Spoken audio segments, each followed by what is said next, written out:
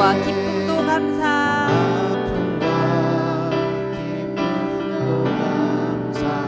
절망 중 위로 감사. 측량 못할 은혜 감사.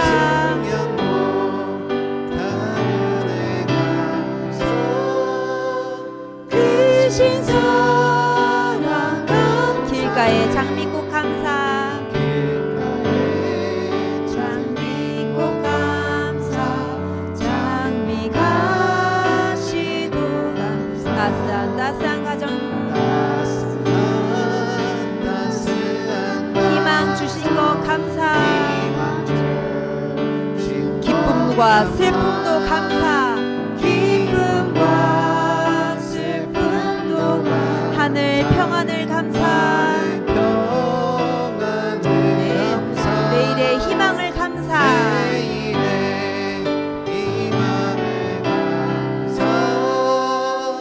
영원토. 우리 1절로 다시 한번 찬양하시겠습니다. 날 구원하신 주 감사. 구원하신 주 감사. 모든 것 주심 감사. 지난 추억이 내 감사. 주 내 안에 계시네. 향기로 봄철에 감사. 외로운 가을날 감사. 사라진 눈물도 감사. 눈물도 감사. 나의 영혼 평안을. 아멘. 우리의 모든 것을 예비하시는 우리 주님께 우리 기쁨으로 찬양하기 원합니다. 나의 가장 낮은 마음.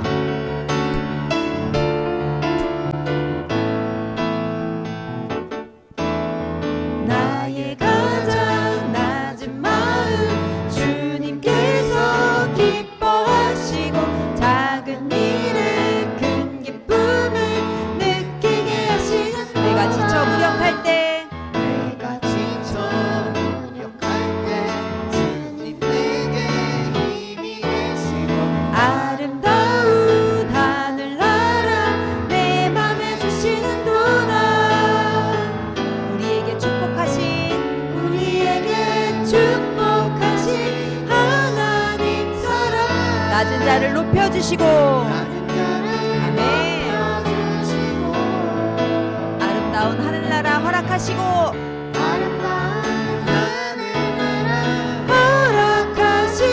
내 모든 것 예비하시네.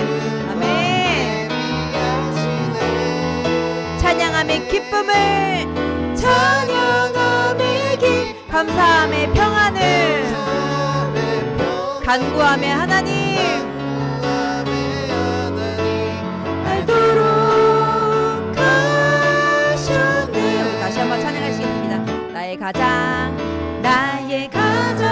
낮은 마음. 주님께서 기뻐하시고 작은 일에 큰 기쁨을 느끼게 하시는 도나. 내가 지쳐 무력할 때 주님 내게 힘이 되시고 아름다운 하늘나라 내 맘에 주시는 도나.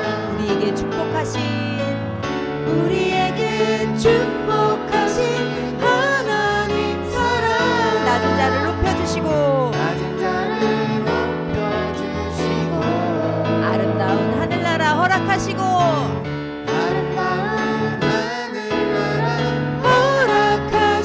내 모든 것 예비하시네. 찬양함의 기쁨을 감사함의 평안을 간구함의 하나님 알도록 하셨네. 찬양함의 기쁨을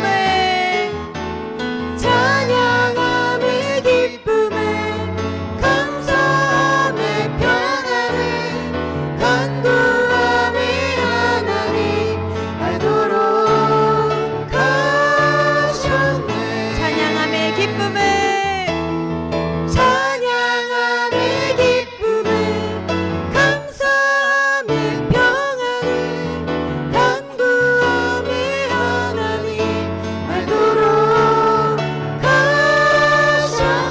무화과 나무 잎이 마르고 무화과 나무 잎이 마르고 포도 열매가 없으며 감람나무 열매 그치고 논밭에 식물이 없어도 우리의 양떼가 없으며 외양간 송아지 없어도 난 여호와로 즐거워하리 난 여호와로 즐거워하리 난 구원의 하나님을 이내 기뻐하리 무화과 나무 잎이 마르고 무화과 나무 잎이 마르고 포도 열매가 없으며 감람나무 열매 그치고 논밭에 식물이 없어도 우리의 양떼가 없으며 외양간 송아지 없어도 난 여호와로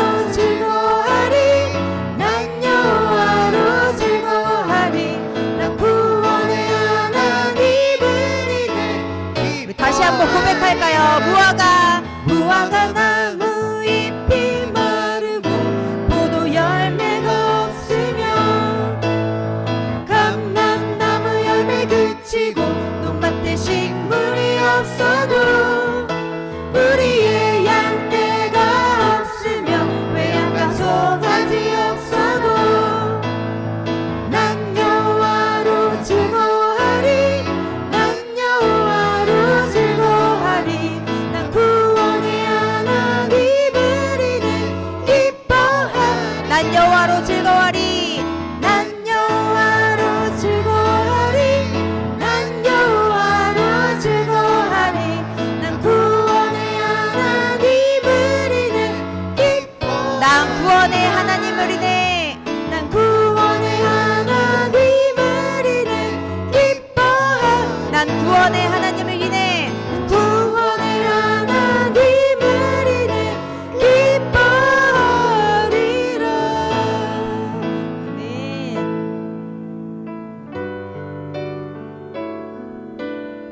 우리에게 가장 귀한 것 그 무엇보다 예수 그리스도임을 우리 같이 찬양으로 고백하기 원합니다. 내 안에 가장 귀한 것 내 안에 가장 귀한 예수를 알미라 예수를 알미라 금은보다 더 귀한 것 금은보다 더 귀한 예수를 알미라 예수를 알미 다시 한번 고백할까요? 내 안에 가장 귀한 것 내 안에 가장 귀한 예수를 알미라 아멘 금은보다 더 귀한 것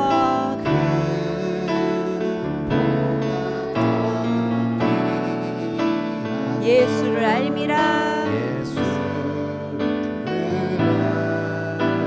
세상 지식보다 귀한 것 세상 지식보다 귀 예수를 알미라 아멘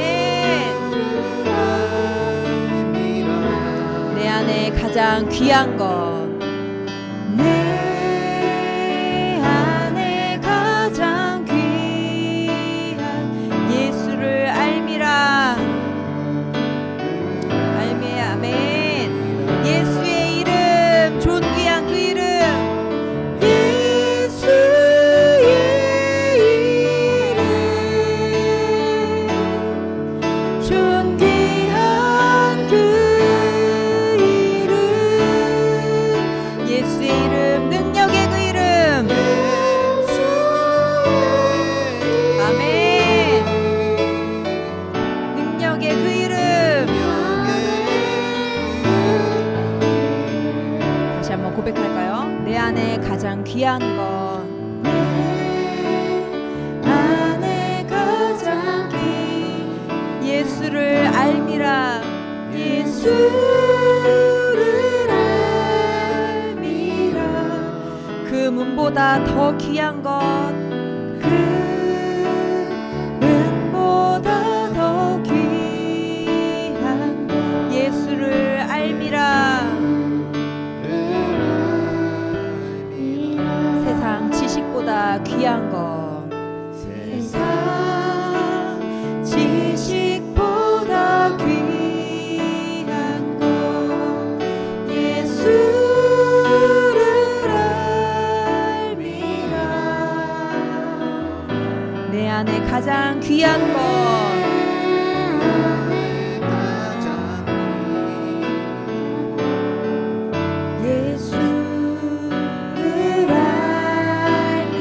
예수의 이름 존귀한 그 이름 예수의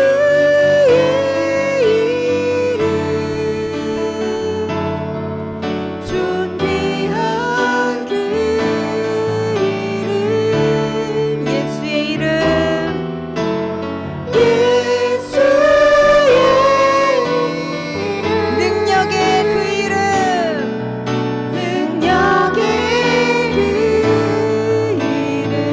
예수의 이름 존귀한 이름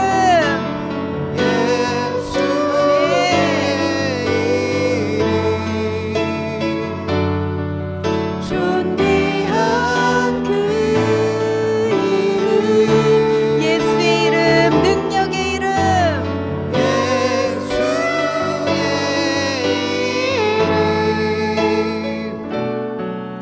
능력의 그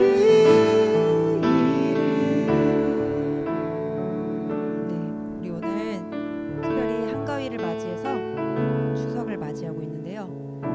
우리 주님께 이 추석을 허락하심을 또 감사하며 우리 찬양하였고 또 그리 아니하실지라도 난 여호와로 즐거워하겠다 하며 또 찬양하였습니다. 또 우리 내 안에 가장 귀한 것은 세상 지식보다도 금은보다도 가장 예수 그리스도가 귀하다고 우리 입술로 찬양으로 고백하였습니다. 우리 지금 주님께 드린 이 찬양이 그냥 땅에 떨어지는 찬양이 아니라 진실로 내 안에 고백이 되게 해달라고 우리 기도하였으면 좋겠습니다. 주님 우리에게 풍성한 가을을 허락하신 것에 감사하며 또 그리하지 아니하실지라도 우리가 주님을 신뢰하며 주님을 사랑하며 나아갈 수 있게 인도하여 주십시오라고 함께 기도하기 원합니다. 우리 다 함께 크게 우리 주여 주여 한번 부르시면서 우리 같이 기도하며 나아가시겠습니다. 주여 내 안에 가장 귀한 것 예수 그리스도임을 주님 내가 고백하였습니다. 주님 우리에게 귀한 날을 허락하시사 예수 그리스도의 이름을 부를 수 있게 인도하여 주시옵고 또 우리 풍성한 가을을 허락하시며 주님 감사합니다. 뜨거웠고 무더웠던 여름을 보내며 우리에게 이렇게 시원한 바람을 허락하신 결실을 허락하신 주님 감사합니다. 우리 안에 예수 그리스도를 향한 사랑과 감사가 충만한 이 가을이 되어지기 원합니다. 우리의 손에 잡히는 것 우리의 물질로 인해 우리가 기뻐하지 않게 하시고 온전히 우리에게 행하시는 능력의 그 이름 예수 전지전능하신 주님 앞에 우리가 기뻐하며 나아가는 가을이 되어지기에 주님 인도하시옵소서. 우리는 약하고 우리는 부족합니다. 주님 우리가 그리 아니하실지라도 우리가 고백하였습니다. 주님 난 여호와로 인해 기뻐하고 여호와로 인해 기뻐하고 즐거워하는 삶을 살기 원합니다. 주님 나를 붙잡아 주시옵고 인도하여 주시옵고 주님을 신뢰하며 나아가는 우리 인생이 되어지도록 주님 붙잡아 주시옵소서. 다른 것 아닌 그 고귀하고 진실된 예수 그리스도 그 한 분이면 우리가 만족하며 난 여호와로 인해 기뻐하고 즐거워하기 원합니다. 아버지 우리 가정 우리의 모든 삶이 주님으로 인해 기뻐하고 예수 그리스도로 인하여 만족하는 삶이 되어지도록 우리를 인도하시고 주님 붙잡아 주시옵소서. 우리가 세상 풍조에 따라 흔들리지 않게 하시고 더 많이 가지려고 애쓰고 노력하지 않도록 주님 붙잡아 주시옵소서. 주님이 주시는 것에 만족하며 기뻐하는 삶을 누릴 수 있도록 주님 인도하여 주옵소서. 그래서 예수 그리스도가 우리 길을 예비해 하시고 그 모든 것들 가운데 우리에게 가장 좋은 곳으로 주기 원하시는 그 저 본향을 향한 그 소망이 우리에게 있게 하시옵고 다시 오실 예수 그리스도 안에 우리의 모든 소망이 있도록 마라나타 주님 오시옵소서. 우리가 기대하며 기다리는 삶을 살 수 있도록 성도된 삶을 살아내도록 주님 우리의 삶을 인도하여 주옵소서. 아버지 우리가 돌아보게 하시고 돌보게 하시고 우리만 기뻐하며 살아가지 아니하도록 주님 우리의 삶을 인도하시고 주님을 따라 가는 우리의 삶을 되어주시고 우리에게 함께하여 주옵소서.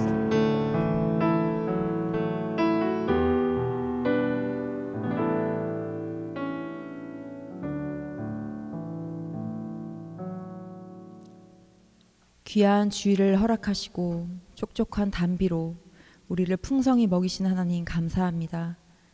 귀한 주일날 우리가 한자리에 모여 우리에게 장소를 허락하시고 주님을 마음껏 찬양하고 기도할 수 있고 말씀 드릴게 해주신 하나님 감사합니다.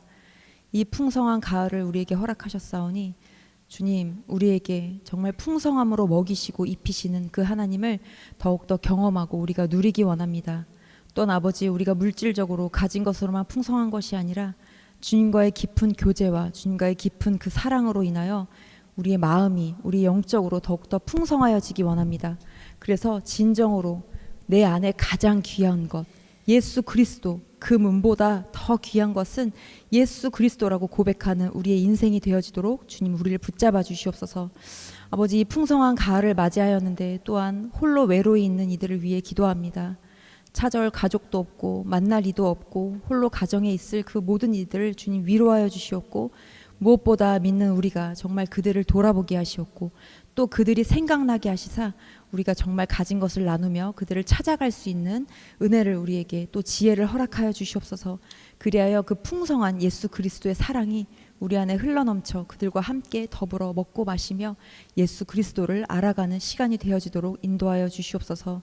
주님 이 땅에 많은 기근과 환난과 지진과 어려움과 또한 다툼이 너무나도 많습니다. 우리의 죄악으로 인하여 주님께서 주신 이 땅을 우리가 사랑하지 못하고 우리의 자유함과 우리의 평안함과 우리의 즐거움을 위해 우리가 함부로 사용한 것들을 우리가 회개하며 나아갑니다. 우리에게 주신 모든 것들 주님 우리가 감사함으로 정말 아껴 쓰고 사랑할 수 있도록 인도하여 주시옵고 우리 안에 더 가지려는 욕심보다는 함께 나누고 사랑하고 이해하고 용납할 수 있는 마음을 주님 허락하여 주시옵소서. 그래서 우리 안에 옳고 그름보다는 사랑과 자비와 양선 모든 것들이 우리 안에 넘쳐날 수 있도록 그런 열매를 맺을 수 있도록 우리에게 허락하여 주시옵소서. 그래서 주님께서 우리에게 맡겨주신 이 땅을 우리가 거룩하게 지켜내고 거룩하게 살아낼 수 있도록 인도하여 주시옵소서. 아버지 들려질 말씀 위에 기도합니다. 우리에게 주님 어떠한 말씀을 허락하실지 우리가 기대하는 마음으로 나아가오니 우리의 눈과 귀를 우리의 심령을 활짝 여시사 우리의 들려지는 모든 말씀이 아멘으로 우리가 화답하게 하시고 또 그 말씀대로 살아갈 수 있도록 우리에게 힘을 허락하여 주시옵소서. 한 말씀 한 말씀 가운데 주님 일하여 주시옵고 성령으로 충만하시사 우리의 심령 가운데 새겨지는 그 말씀이 되어지도록 인도하여 주시옵소서. 우리의 모든 예배의 시작과 끝까지 주님께서 인도하시고 함께 하실 것을 믿으며 이 모든 말씀 예수 그리스도의 이름으로 기도하였습니다. 아멘.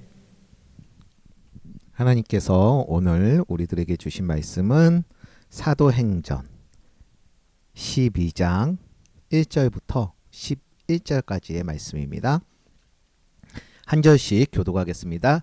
그때에 헤롯 왕이 손을 들어 교회 중에서 몇 사람을 해하려 하여 요한의 형제 야고보를 칼로 죽이니 유대인들이 이 일을 기뻐하는 것을 보고 베드로도 잡으려 할세 때는 무교절 기간이라.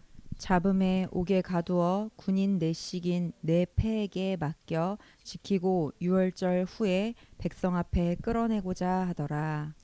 이에 베드로는 옥에 갇혔고 교회는 그를 위하여 간절히 하나님께 기도하더라.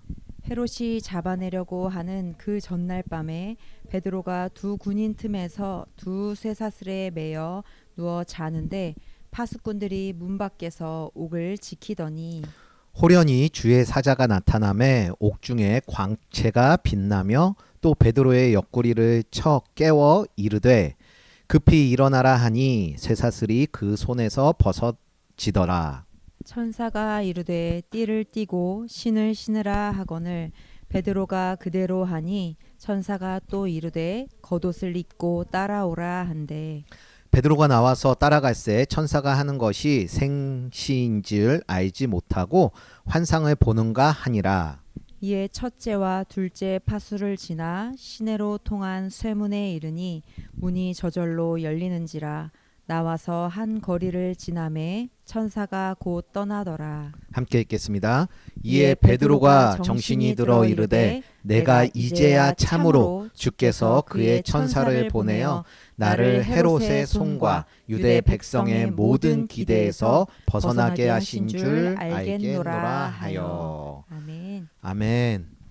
주님의 주시는 날에 이렇게 주님께 나와서 주님께 영광을 올려드리시는 모든 분들에게 주님으로부터 오는 그 은혜와 평안이 가득하시기를 바랍니다. 하나님의 주권이라는 게 있습니다.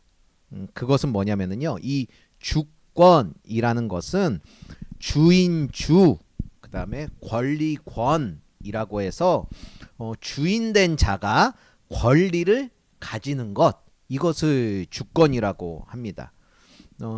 이 세상의 모든 것의 주인이 되시는 하나님은 우리의 인간에게요, 사랑의 언약적 그 관계 속에서 하나님의 일들을 이루어 가세요. 그런데 어쩔 때는요, 이렇게 해도 되겠니? 저렇게 해도 되겠니? 라는 그런 말씀을 하지 않으시고 하나님이 결정하시고 싶은 대로 결정하고 일을 행하시는 것이 있다라는 것이에요. 바로 이것을 하나님의 주권이라고 할 수 있을 것 같습니다.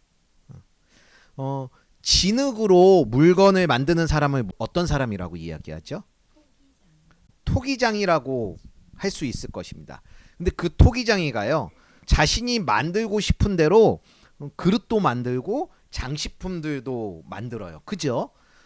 그릇과 장식품들을 만든 그 토기장이한테 왜 날 이렇게 넓게 만들었느냐, 왜 날 이렇게 길게 만들었느냐 라고 할 수가 없습니다. 그 작품은 토기장이가 그렇게 넓게 만들기로 작정을 하고 그렇게 길게 만들기를 작정을 하고 자신의 주권을 사용해서 만든 것이죠. 한 문장으로 말하자면 하나님께서 하나님의 뜻대로 하시는 일, 그것이 바로 하나님의 주권이라고 할 수 있을 것입니다. 하나님의 주권이 무엇인지 좀 이해가 되셨어요? 그렇다면은 오늘 말씀에 대해서 좀 간단하게 살펴보도록 하겠는데요. 하나님을 믿는다고 하지만 예수님을 믿지 않고 예수님을 싫어했던 그 유대인들은요, 유대와 사마리아와 땅끝까지, 그리고 유대인뿐만 아니라 이방인들에게까지 복음이 전해지고 또 교회가 확산되는 것이 너무 싫었습니다. 그래서 복음이 확산되고 교회가 커지는 것을 유대인들은 방해를 했어요. 그때에 그 지역의 왕인 헤롯 왕은요, 야고보라는 그 예수님의 제자를 잡아서 참수형을 시켰고요. 이를 본 유대인들은 열광하듯 좋아했습니다. 유대인들의 관심과 인기가 필요했던 헤롯 왕은요, 또다시 베드로라는 사람을 잡았는데요. 유월절 기간에는 베드로를 죽이면은요, 폭동이 일어날까봐 염려가 되어서 유월절 후에 베드로를 죽이기로 결정을 합니다. 그런데 베드로가 처형당하기 하루 전날 밤에요, 천사가 나타나서 베드로를 구해주는데요. 말도 안 되는 방법으로 무사히 감옥에서 빠져나간 베드로는요, 다른 사도들과 제자들에게 감옥에서 빠져나오게 된 일들을 다 상세히 말하고는 다른 곳으로 떠나갔다라고 이야기를 합니다. 이런 내용들을 가지고요, 어떤 일들에 대해서 어떻게 하나님께서 하나님의 주권을 사용하시는지, 그것에 대해서 여러분들과 함께 살펴보고 싶습니다. 하나님의 주권은요, 우리들에게 이해되지 않는 그러한 일들도 일어날 수 있다라는 거예요. 따라해 볼까요? 하나님의 주권은 우리가 이해되지 않는 일도 일어날 수 있습니다. 오늘 말씀 1절, 2절의 말씀을 보면은요, 이렇게 나와요. 그때에 헤롯 왕이 손을 들어서 교회 중에 몇 사람을 해하려고 하여 요한의 형제 야고보를 칼로 죽였다고 얘기를 해요. 오늘 나오는 요한의 형제 야고보는요, 예수님께서 베드로에게 나타나셔서 그물에 가득 물고기를 잡게 하셨을 때에 그때 베드로와 요한과 함께 있던 그 사람이 야고보였고요.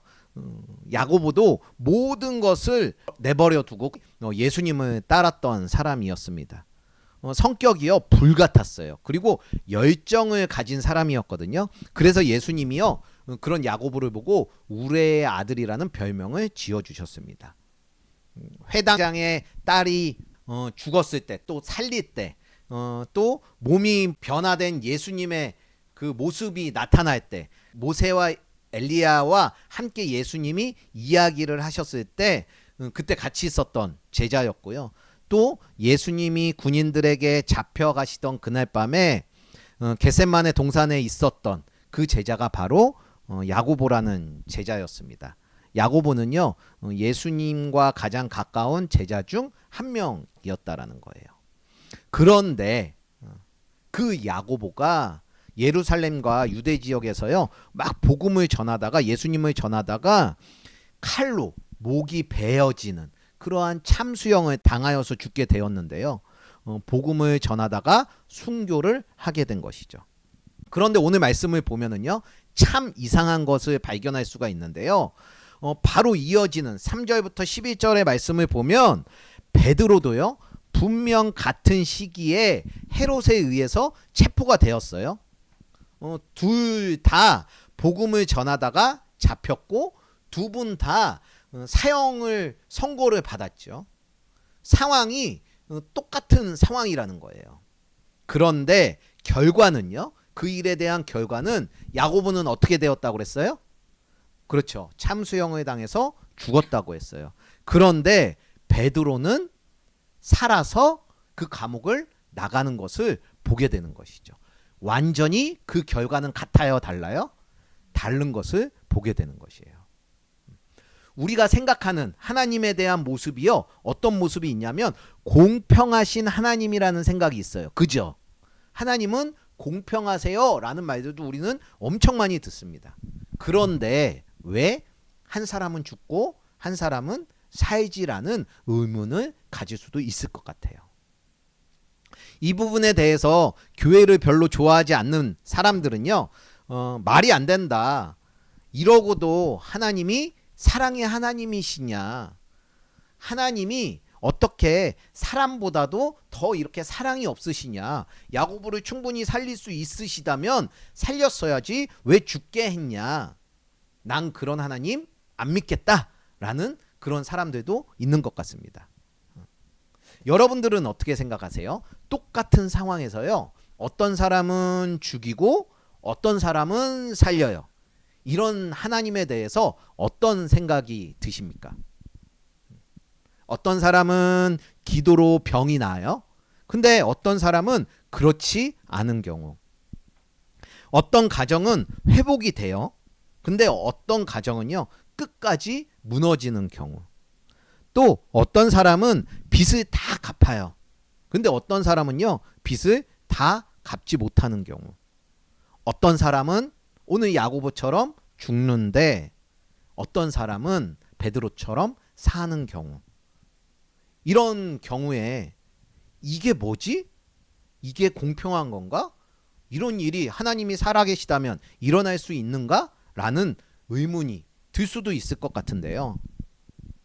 하나님이 살아계신데도 불구하고 도저히 이해가 되지 않는 일들이 벌어지는 것. 이것이 무엇인가? 라는 것에 대해서요. 함께 살펴보는 시간을 가져보려고 합니다. 우리가 신앙생활을 하면서요, 가장 많이 부딪히는 어려움 중에 하나가 바로 하나님께서 이 주권을 사용하시는 것에 대해서 우리가 어떻게 받아들이냐는 것이에요. 성경은요, 하나님을 전지전능하시고 못하시는 것이 없으신 분이라고 이야기를 해요. 또 하나님은 실수가 없으신 분이시고 완벽한 분이라고 성경에서는 말씀을 하시죠. 그런데 때때로 내 삶을 보면 하나님은 실수도 하시는 것 같고요. 또 어쩔 때는 하나님이라는 존재가 없는 것 같기도 하고, 또 하나님이 도저히 이해가 되지 않는 경우가 있는 것도 같습니다. 내가 전혀 기대하지 않는 그런 힘든 일, 도무지 설명할 수 없는 불행한 일, 또 기도했음에도 불구하고 풀리지 않는 그런 문제들이 우리들에게는 존재하죠. 그럴 때 우리의 마음 속에는요, 이런 질문이 생기는 거예요. 왜 하나님은 나에게 이러한 일을 허락하시는 거예요? 정말 하나님이 살아계시고 나를 인도해 주시는 분이라면 어째서 나에게 이런 일이 생겨나는 것입니까? 라고 하면서요, 우리는 하나님과의 갈등을 하게 되는 것이 있는 것 같기도 합니다. 어떤 사람은요, 이러한 질문 앞에서요, 더 깊게 믿음을 붙들고 더 깊게 주님 앞에 나아가기도 해요. 근데 어떤 사람은요, 이런 이해되지 않는 현실 때문에 믿음을 포기하는 일도 있는 것 같기도 합니다. 결국 문제는요, 내가 이해할 수 있느냐, 이해할 수 없느냐, 이게 문제가 아니고요.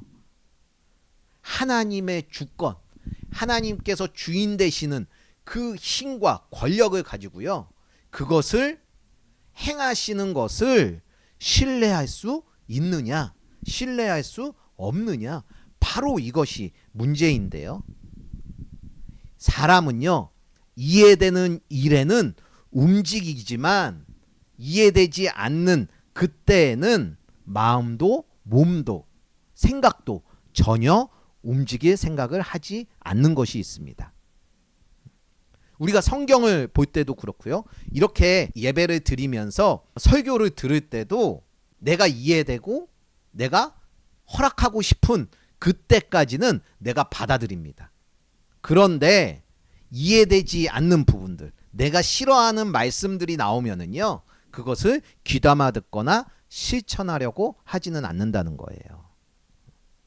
하지만 우리가 반드시 알아야 할 것은요, 따라해 볼까요? 하나님께서는 우리의 이해를 뛰어넘어 역사하시는 분이십니다. 하나님께서는요, 어떤 일이든지 하나님의 그 모든 것을 할 수 있는 힘으로요, 선하게 일하신다는 거예요. 그래서 우리는요, 이해되는 부분, 우리가 이해할 수 있는 그 부분만을 취합해서 살아가는 것이 아니라, 우리가 도저히 이해가 안 되는 부분이 있다 하더라도 그것이 하나님의 주권 가운데 있는 그 일어나는 일이라면 이해가 되지 않더라도 하나님을 신뢰해야 한다는 것, 이것을요, 우리는 반드시 알고 그 안 것으로 반드시 우리의 삶의 하루하루를 살아내야 하는 것이에요. 유명한 목사님인 존 스토트 목사님도요, 이렇게 말씀을 해 주셨습니다. 하나님은 우리를 사랑하시기에 우리가 이해할 수 있을 때만이 아니라 이해할 수 없을 때도 하나님은 일하십니다 라는 말씀을 해 주셨어요. 우리가 모든 것을 다 이해하려고 하면은요, 우리의 신앙은 반드시 무너질 것이에요. 왜냐? 이해되지 못하는 부분도 있고, 그 이해되지 못하는 부분을 가지고 하나님을 판단하고 신뢰하지 않을 것이기에 우리의 신앙은 반드시 무너진다라는 것이죠. 신앙은요, 이해의 영역이 아닙니다. 여러분들이 이해한다고 해서 받아들이고 나는 이해하지 못한다고 해서 받아들이지 않는 그런 부분이 아니라는 거예요. 신앙은요, 신뢰의 영역입니다. 그 신뢰의 마음으로 하나님의 말씀도 듣고 하나님의 말씀도 보는 우리 모두가 되길 간절히 소망합니다. 야고보의 죽음, 오늘 야고보의 죽음, 어떻게 보면 불공평할 것 같은 야고보의 죽음. 베드로는 살았는데 왜 야고보는 죽게 합니까? 라는 그 죽음은요, 분명 하나님의 뜻과 하나님의 이유가 있는 죽음인 것이에요. 하나님을 믿지 못한 그런 사람들은요, 그저 내가 잘 먹고 잘 사는 것, 내가 좋고 내가 안 좋은 것을 안 하는 것, 죽고 사는 것, 이것에 목적을 두지만요, 우리의 구원자 되시는 예수님을 믿는 사람들은요, 하나님의 꿈을 이루어 드리는 것이 우리의 소명이고 사명이고 우리들의 삶의 그 목적인데, 그런 관점에서 이해할 수 없는 그 야고보의 순교는 절대 실패가 아니라는 것이죠. 오늘 순교를 당한 이 야고보를 통해서요, 초대교회는 그 믿음의 뿌리가 아주 깊어졌습니다. 그리고 교회들은요, 더 굳건하게 되어졌어요. 야고보의 죽음은 복음의 씨앗이 되어서 하나님께 쓰임을 받은 것이죠. 아마도 우리는요, 70년, 80년, 길어야 100년이라는 시간을 살아가는 우리들이기 때문에 언제까지 살고 죽었다는 것에 대해서 민감하고 예민할 수밖에 없을 것입니다. 그래서 우리는요, 죽었어, 살았어, 이것으로 모든 것을 판단하려고 하지요. 하지만 영원이라는 시간 속에 계신 그 하나님의 입장에서는요, 100년이라는 시간은 아주 작은, 개미가 먹는 먹이보다도 더 작은 것이기에 언제 죽는다, 언제까지 살았다 라는 것은 하나님께는 그렇게 큰 의미가 있는 일이 아니라는 거예요. 하나님께서는요, 오직 자신의 자녀들이 구원을 받는 것, 이것이 가장 중요한 일이기에 그 구원을 이루어내는 일에 모든 것을 내어서 일하시는 하나님이시거든요. 하나님의 나라의 입장에서는 그 영원이라는 시간 속에서요, 몇십 년 더 사는 것, 몇 년 더 빨리 죽는 것, 이런 것이요, 그렇게 큰 의미는 가지지 못할 것입니다. 그래서 베드로는 살았는데 왜 야고보는 죽었냐 하는 것에 대해서요, 인간의 시선으로는 얼마든지 불공평하다라고 이야기할 수 있지만 하나님은요, 우리의 인생의 그 전체를 보신다는 것, 그 전체, 영원한 전체에서 본다면 하나님이 하시는 그 일들은 한 조각 한 조각의 일이라는 것, 우리는 이것을 반드시 기억을 해야 할 것이에요. 그러기에 이해하지 못하는 그 선택도요, 하나님께서는 완전한 계획 속에 있는 그 한 조각의 일이 될 수 있다는 것, 이것은 우리가 반드시 기억해야 할 것입니다. 그래서 우리가 이해하지 못하는 그 일 가운데서도 하나님의 그 영원한 시간을 믿고 신뢰하는 마음으로 살아가야 한다라는 거예요. 우리가 해야 할 일은 모든 것을 이해하려고 애쓰는 것이 아닙니다. 그저 하나님의 주권을 신뢰하며 하나님의 뜻을 기다리는 것, 이것이 우리들이 해야 하는 것이에요. 저 또한 전혀 이해되지 않는 그런 일들이 일어난 경우들이 있었습니다. 그중 하나가 저희 가정이 깨어지는 일이었었는데요. 전 그저 나름대로 열심히 가족을 위해서 산 것밖에는 없었는데, 그렇게 가정이 깨질 만한 특별한 결점이 있는 것 같지 않았는데 저의 가정은 깨어졌죠. 너무나도 소중하게 여겼던 그 가정이 깨어졌을 때 저는 정말로 분하고 억울함이 많았습니다. 하나님의 인도하심을 받은 결과가 나의 가정이 깨어지는 것이라고, 하나님이 정말로 살아계시기는 한 거야? 라는 원망들을 했었는데요. 그렇게 시간이 지나면서 제가 20년 동안에 꽤 열심히 한 신앙생활을 한 그런 모습을 볼 때예요. 교회에서 끊임없이 구원에 대해서 이야기를 듣고 구원에 대해서 또 제가 보고했었는데, 그때 처음으로 내가 진짜 구원을 받은 사람인가? 내가 진짜 천국에 갈 수 있을까? 내가 진짜 하나님을 믿는 사람인가? 라는 것을 묵상하게 되었고요.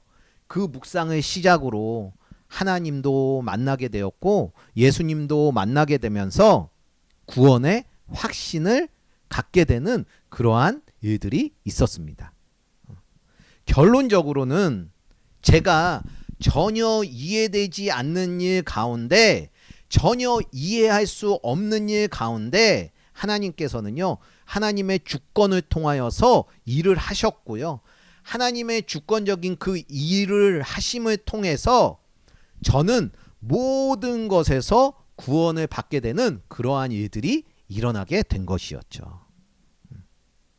약 1년여간에 제가 겪은 그 무수히 많은 감정들, 마음들, 생각들, 행동들, 그런 모든 것들에 대한 최종적인 저의 고백은요, 나의 가정을 사용하셔서 나와 나의 아내와 나의 자녀까지도 구원을 얻는 그러한 소중한 시간이었습니다 라는 고백을 하게 되었는데요. 100% 오르신 하나님이었다라는 것을 고백하는 저의 모습을 보게 되었습니다. 이렇게요, 하나님께서는요, 하나님의 주권으로 하나님이 마음 먹은 대로 우리들에게 뭐 하겠냐 안 하겠냐 동의를 구하시지 않고 하시는 일은 반드시 있습니다. 아브라함을 봐도 그렇고요, 욥을 봐도 그렇고요, 성경의 많은 이야기들, 인물들을 봐도 하나님의 주권으로 일하시는 것을 볼 수가 있는데요. 그 일을 통해서 구원의 역사를 이루어 가시는 하나님이시기에 우리는 그 하나님을 신뢰하는 마음으로 살아가야 하는 것이에요. 여러분들에게 간곡히 부탁을 드립니다. 이해가 되지 않는 그 일들 앞에 절대 포기하지 마십시오. 끝까지, 그래도 끝까지 하나님 앞으로 나아가 보시기 바랍니다.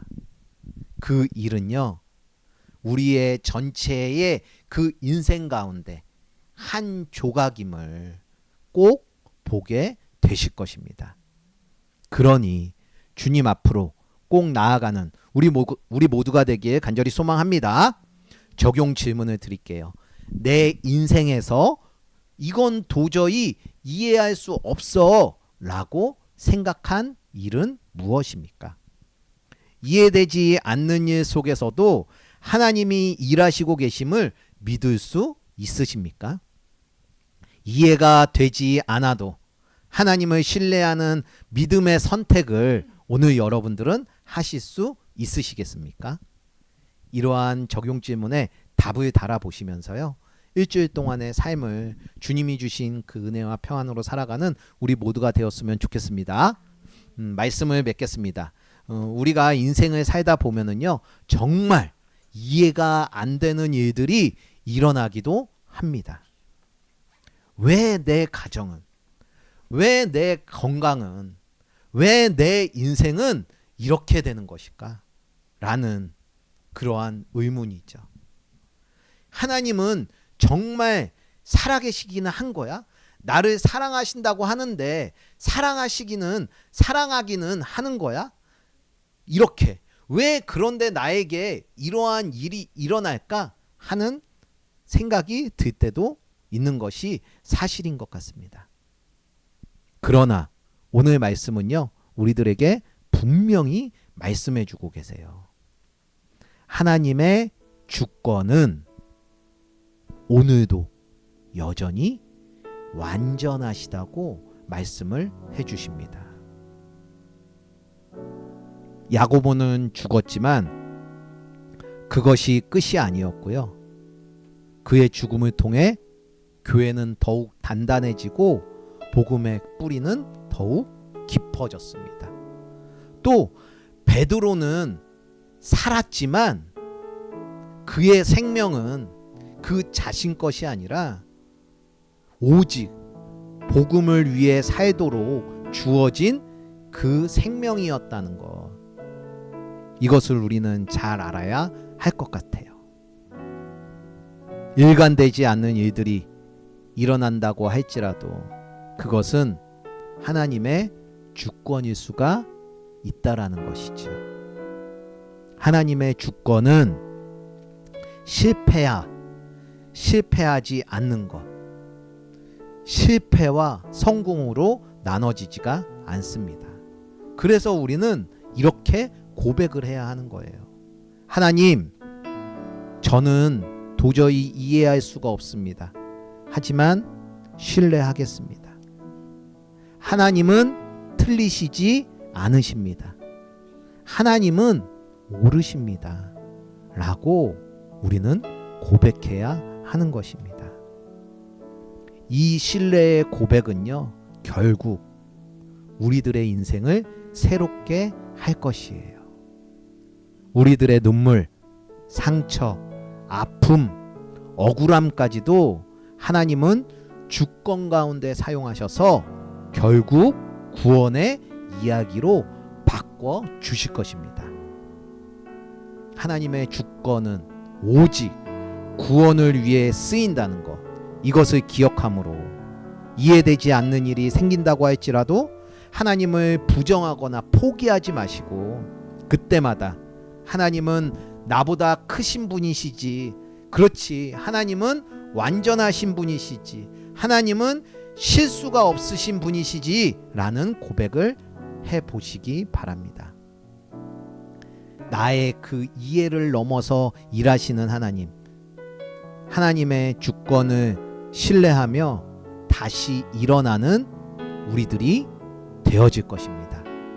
하나님의 주권은 오늘도 여전히 완전하시고 우리는 그 분의 손안에 있다는 것, 이것을 기억하시고 살아가는 모든 분들 되시길 예수님의 이름으로 축원을 드립니다.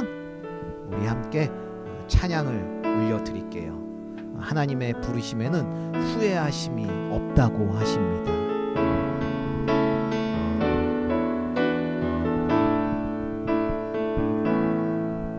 하나님의 부르심에는 후회하심이 없네. 내가 이 자리에 선 것도 주의 부르심이라. 하나님의 부르심에는 결코 실수가 없네. 나를 부르신 하나님의 신실하심을 믿네. 날 부르신 뜻 내 생각보다 크고, 날 향한 계획 나의 지혜로 측량 못하나. 가장 좋은 길로, 가장 안전한 길로 오늘도 날 이끄심이 있네. 하나님의 부르심에는 후회하심이 없네. 내가 이 자리에 선 것도 주의 부르심이라. 하나님의 부르심에는 결코 실수가 없네. 나를 부르신 하나님의 신실하심을 믿네. 부르신 뜻 내 생각보다 크고,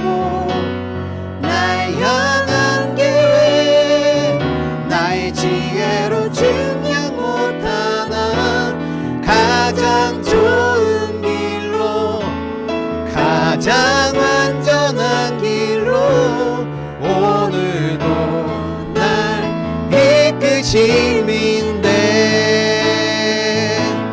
날 부르신 뜻 내 생각보다 크고 날 향한 계획 나의 지혜로 증량 못하나 가장 좋은 길로 가장 안전한 길로 오늘도 날 이끄신 가장 좋은 길로 가장 좋은 길로 가장 안전한 길로 오늘도 날 이끄심이네. 우리 함께 기도로 나아갔으면 좋겠습니다. 이해되지 않는 그 현실 속에서도 하나님의 주권을 신뢰할 수 있는 그 믿음을 우리에게 주시옵소서. 고난 중에도 하나님은 옳으십니다를 고백할 수 있는 우리들이 되게 하여 주십시오. 우리들의 삶을 통해 복음이 더욱 확장되고 주님의 주권이 드러나는 그러한 삶이 되게 해달라고 함께 가는 교회의 모든 성도님들이 서로의 고난 속에서 하나님이 일하신다는 믿음을 나눌 수 있는 그러한 교회가 되게 해달라고 우리 주님의 이름 한번 부르며 기도로 나아가겠습니다.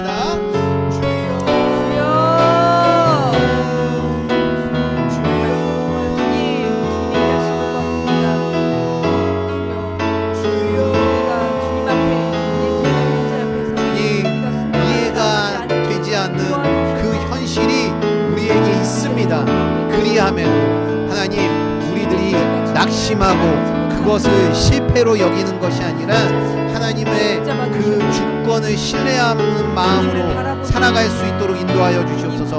주님의 주권을 신뢰하는 믿음을 허락하여 주시옵소서. 주님 우리들의 삶을 살아갈 때에 몹시 힘들고 몹시 아프고 몹시 괴롭고 몹시 슬픈 그러한 일들이 있습니다. 주님 그러한 일들 중에도 결코 하나님을 부정하지 않도록 하여 주시옵소서. 하나님은 옳으십니다. 하나님은 옳으신 분이십니다를 고백할 수 있는 우리들이 되게 하여 주시옵소서. 우리들의 삶을 통해 주님 복음이 더욱더 확장되게 하여 주시옵시고 주님의 주권이 드러나는 우리의 삶이 되게 하여 주시옵소서. 서로의 고난 속에서 서로의 마음을 맞춰가며 서로를 위로하며 하나님이 일하신다는 그 믿음으로 선포하며 서로에게 나누며 살아갈 수 있는 우리 함께 가는 교회가 되게 하여 주시옵소서.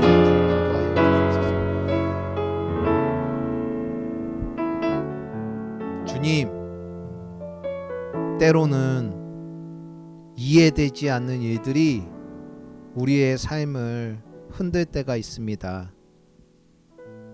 야고보는 죽고 베드로는 살았던 그때처럼 우리들의 삶에도 불공평해 보이는 그러한 순간들이 있습니다.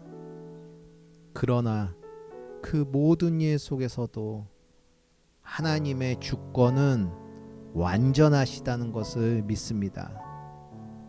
우리가 이해하려고 하기보다는 신뢰할 수 있는 우리들이 되게 하여 주시옵소서. 눈에 보이지 않아도 마음에 와닿지 않아도 하나님은 옳으십니다.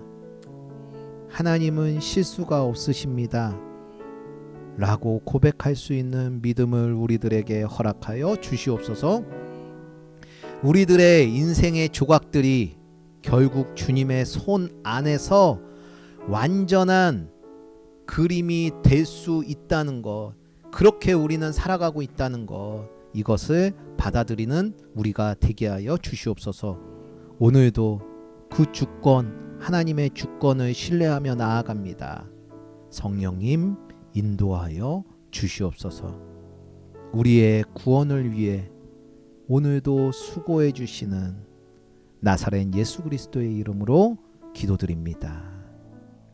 이제는 우리 주 예수 그리스도의 무한하신 은혜와 우리를 끝까지 포기하지 않으시는 하나님 아버지의 극진하신 사랑하심과 성령님의 감동감아 언제나 우리와 함께하여 주심이 하나님의 주권을 인정해드리고 신뢰하기로 다짐하는 모든 이들에게 이제로부터 영원토록 함께하여 주시기를 축원하옵나이다.